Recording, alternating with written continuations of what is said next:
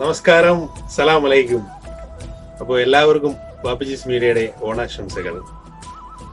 അപ്പോൾ ഇന്ന് ഓണമായിട്ട് എനിക്ക് ഏറ്റവും വളരെ ഇഷ്ടപ്പെട്ട ഒരു ഐറ്റമാണ് ഞാൻ ഇന്ന് നിങ്ങളുടെ മുമ്പിൽ എത്തിക്കുന്നത്.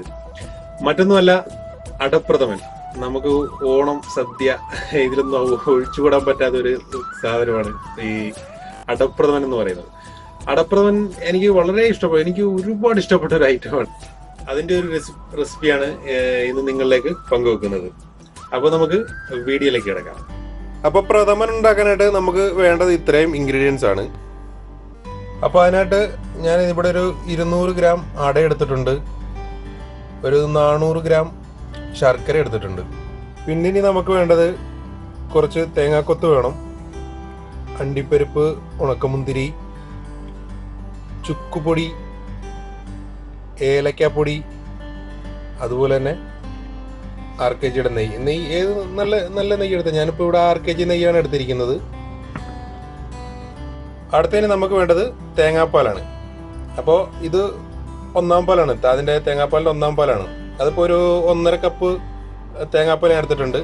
ഇത് 2-ാം പാലാണ്. അപ്പോൾ 2-ാം പാൽ എന്ന് പറയുമ്പോൾ ഒരു 2 കപ്പ് 2-ാം പാൽ എടുത്തിട്ടുണ്ട്.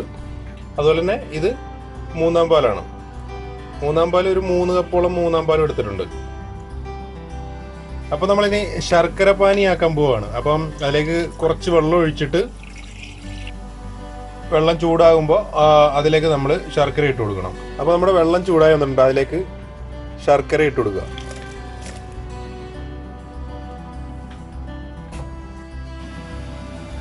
എന്നിട്ട് നല്ലപോലെ ഇളക്കി യോജിപ്പിക്കുക.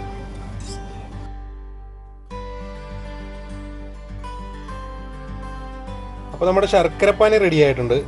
അപ്പോൾ ഇനി നമുക്കിത് മാറ്റി വെക്കാം. അടുത്തത് നമ്മൾ നമ്മുടെ അട വേവിച്ചെടുക്കാൻ പോവുകയാണ്. അപ്പോൾ അതിലേക്ക് അട വേവാനായിട്ടുള്ള വെള്ളം ഒഴിച്ചു കൊടുക്കുന്നു. വെള്ളം തിളച്ച് വന്നിട്ടുണ്ട്, അതിലേക്ക് ഇനി അട ഇട്ട് കൊടുക്കാം.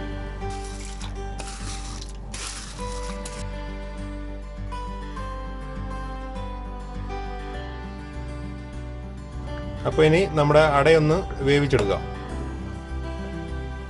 അപ്പോൾ നമ്മുടെ അട വെന്ത് വന്നിട്ടുണ്ട്.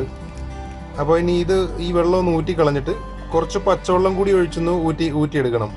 എന്തിനാണെന്ന് വെച്ച് കഴിഞ്ഞാൽ ഇത് പരസ്പരം ഒട്ടിപ്പിടിക്കാൻ സാധ്യതയുണ്ട്. അപ്പോൾ അതിന് വേണ്ടിയിട്ടാണ്. അപ്പോൾ നമുക്ക് ഇത് ഊറ്റിയെടുത്തിട്ട് വരാം. അപ്പോൾ നമ്മുടെ അട വെള്ളമൊക്കെ ഊറ്റിക്കളഞ്ഞിട്ട് വൃത്തിയാക്കി കൊണ്ടുവന്നിട്ടുണ്ട്. ഇനി നമ്മൾ അടുപ്പിലേക്ക് ഒരു ഉരുളി എടുത്ത് വെച്ചു.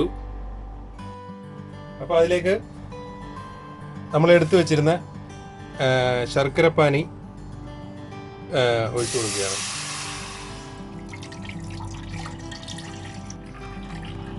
ഇത് ഒഴിച്ചു കൊടുക്കുമ്പോൾ ഒരു അരിപ്പ വെച്ചിട്ട് ഒഴിച്ചു കൊടുക്കുന്നതായിരിക്കും കുറച്ചുകൂടെ നല്ലത്. കാരണം എന്താണെന്ന് വെച്ച് കഴിഞ്ഞാൽ അതിൽ മണ്ണ് അഴുക്കെന്തെങ്കിലുമൊക്കെ ഉണ്ടെങ്കിൽ നമുക്കത് എടുത്ത് കളയാൻ പറ്റും. അതുപോലെ തന്നെ നമ്മളിപ്പോൾ ശർക്കരപ്പാനി മൊത്തം നമ്മൾ ഒഴിച്ചിട്ടില്ല, കുറച്ച് നമ്മൾ മാറ്റി വെച്ചിട്ടുണ്ട്. എന്താണെന്ന് വെച്ച് കഴിഞ്ഞാൽ ശർക്കരയുടെ അളവ് വെച്ച് കൂടിക്കഴിഞ്ഞാലും അത് ഒരു പ്രശ്നമാണല്ലോ. അപ്പോൾ അതുകൊണ്ട് കുറച്ച് മാറ്റി വെച്ചിട്ടുണ്ട്. അപ്പോൾ നമ്മുടെ പാനി തിളച്ച് വന്നിട്ടുണ്ട്. അപ്പോൾ അതിലേക്ക് നമ്മളെ അട ഇട്ട് കൊടുക്കുക.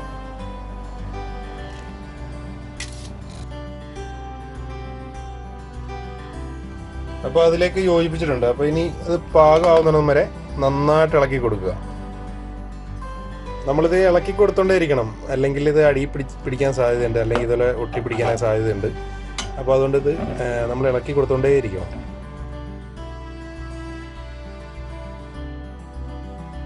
നമുക്കിനി തേങ്ങയും അണ്ടിപ്പരിപ്പും മുന്തിരിയും ഒന്ന് വറുത്തെടുക്കാം നെയ്യിൽ. അപ്പോൾ അതിന് വേണ്ടിയിട്ട് ഞാൻ കുറച്ച് നെയ്യ് എടുക്കുകയാണ്.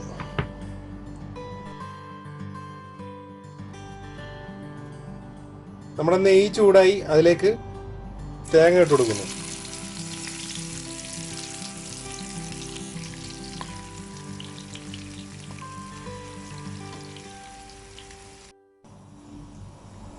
അപ്പോൾ തേങ്ങ റെഡി ആയിട്ടുണ്ട്.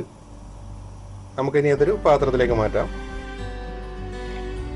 അതിന് നമുക്ക് ഇതിലേക്ക് കാഷ്നട്ട് അല്ലെങ്കിൽ അണ്ടിപ്പരിപ്പ് ചേർത്ത് കൊടുക്കാം.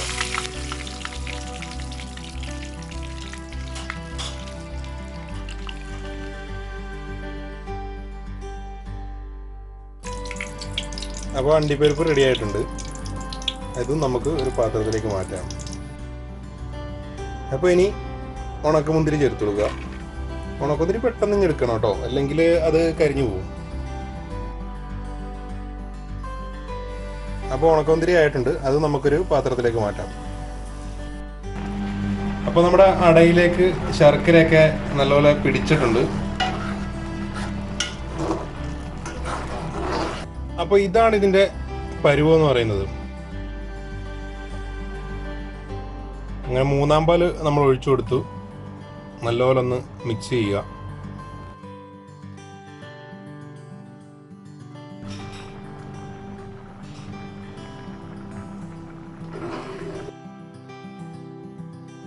രണ്ടാം പാല് ആഡ് ചെയ്യാനുള്ള സമയമാണ്.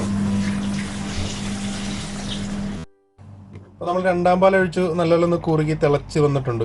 അപ്പോൾ ഇനി അതിലേക്ക് നമ്മൾ കുറച്ച് ചുക്ക് പൊടി ആഡ് ചെയ്ത് കൊടുക്കുകയാണ്.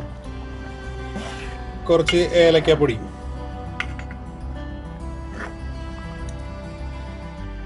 ഇനി നമ്മളൊരു പൊടി ഉപ്പിടുകയാണ്. അതായത് നമ്മുടെ ഈ മധുരം ഒന്ന് ബാലൻസ് ചെയ്യാൻ വേണ്ടി ഒരു പൊടി, ഒരു ജസ്റ്റ് ഉപ്പിട്ട് കൊടുക്കുക. അപ്പോൾ നമ്മൾ ഈ 3-ാം പാൽ ഒഴിക്കേണ്ട സമയമായി. അപ്പോൾ ഈ 3-ാം പാൽ ഒഴിച്ചു കഴിഞ്ഞാൽ ഇനി നമ്മൾ തിളപ്പിക്കേണ്ട ആവശ്യമില്ല. അപ്പോൾ അതിലേക്ക് നമ്മുടെ റെഡിയാക്കി വെച്ചിരിക്കുന്ന അണ്ടിപ്പരിപ്പ്, കിസ്മിസ്, തേങ്ങ അതെല്ലാം കൂടെ ചേർത്തിട്ട് ഇളക്കിയെടുത്താൽ മതി. 3-ാം പാൽ ചേർത്ത് കൊടുത്ത്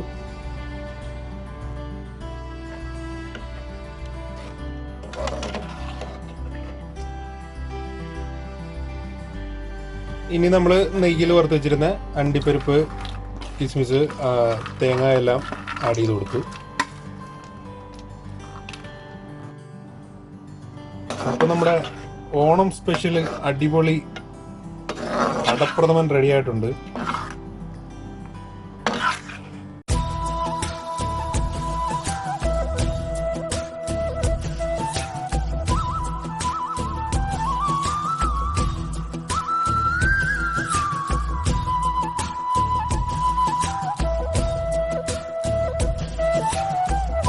കണ്ടല്ലോ, ഇതാണ് നമ്മുടെ അടപ്രഥമൻ. നമുക്കിപ്പോൾ ഇതൊന്ന് ടേസ്റ്റ് ചെയ്ത് നോക്കാം.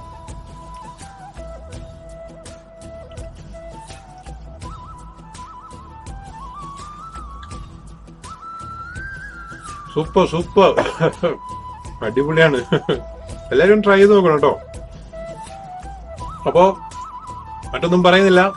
ഹാപ്പി ഓണം. എല്ലാവരും അടിച്ചു പൊളിക്കുക.